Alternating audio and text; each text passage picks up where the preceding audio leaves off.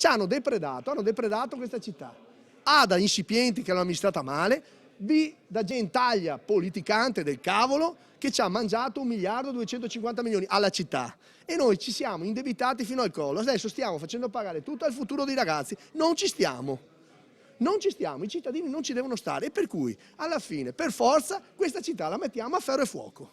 La metteremo a ferro e fuoco, ma con tutti i cittadini, trasversale, non è una roba di parte.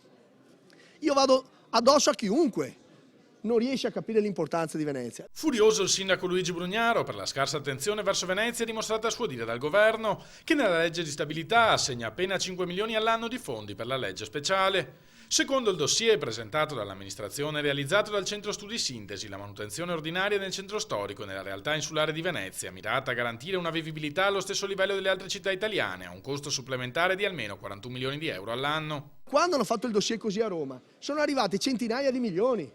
Cosa siamo? I parenti poveri?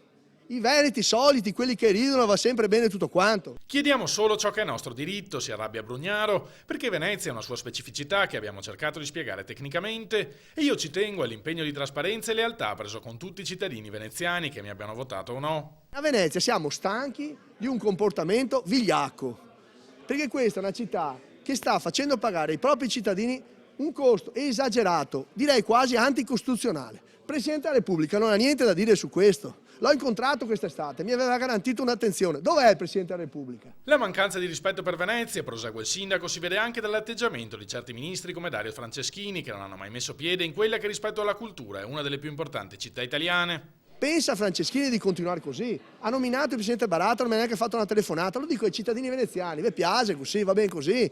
Me non me va bene. A me non va bene sta roba qua, è un modo irrispettoso, irriguardoso di fare, stia nelle sue istituzioni. Lui rappresenta lo Stato, rappresenta anche me. Ci hanno mandato una lettera da firmare, dovevamo dargli 30 quadri storici, per mandarli in Cina non si sa far che. Gli ho chiesto, mi spieghi perché, neanche visto, l'ho incontrato in Russia. A San Pietroburgo trovo il ministro, dico ma a Venezia non vieni mai, con l'aereo di Stato non riesci ad atterrare al Marco Polo. Diciamo grazie per i 5 milioni che ci hanno dato per il prossimo anno e degli altri 10 fino al 2022, ma non ci dicano che ci hanno dato 65 milioni, conclude Brugnaro, tanto più che la finanziaria non è stata lacrime e sangue ma ha distribuito milioni a tutti tranne che a noi. Non c'entra nulla il partito qui. Qui c'entra uno Stato disgraziato nei confronti di una città tra le più belle del mondo. Si vergognino veramente.